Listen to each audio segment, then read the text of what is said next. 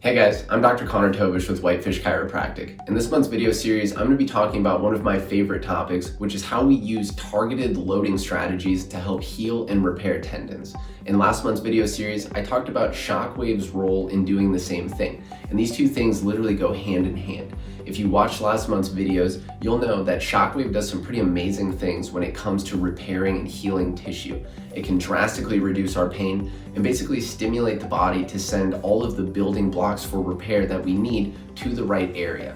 When we add loading on top of it, that basically is like giving your body the blueprint to appropriately use all of those building blocks, to align the collagen fibers in the right way, to tightly bundle and pack them together with strong linkages, and to improve that tissue's ability to tolerate different forms of stress. So in the next couple of videos, I'm going to show you some loading progressions going from isometrics to heavy, slow resistance movements, then finishing with more dynamic loading or kind of plyometric-like activities. And this is going to be for all of the same tendon conditions that I went over in last month's videos. In this first video, we're going to be looking at loading progressions for tennis elbow or that outer elbow pain. And the first one we're going to look at is just going to be an isometric hold. Isometric exercises are not really exciting, but we should still be pushing ourselves and making it challenging. For these isometrics, we're going to do 4 reps. Each rep is going to be a 45-second hold. Then you can take a 1-minute break in between, and then you're going to do it again.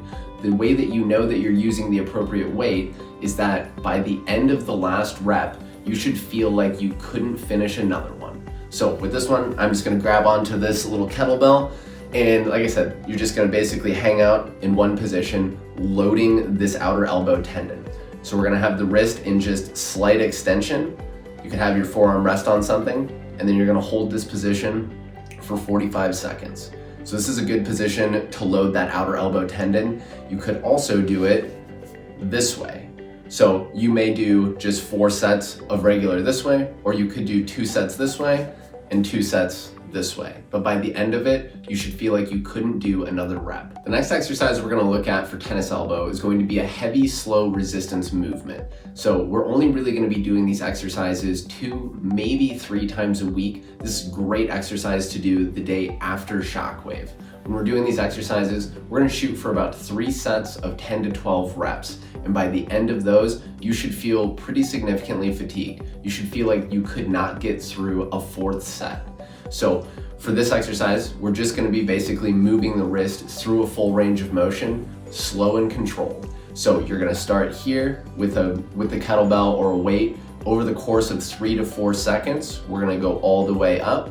Then over the course of 3 to 4 seconds, we're going to come all the way back down.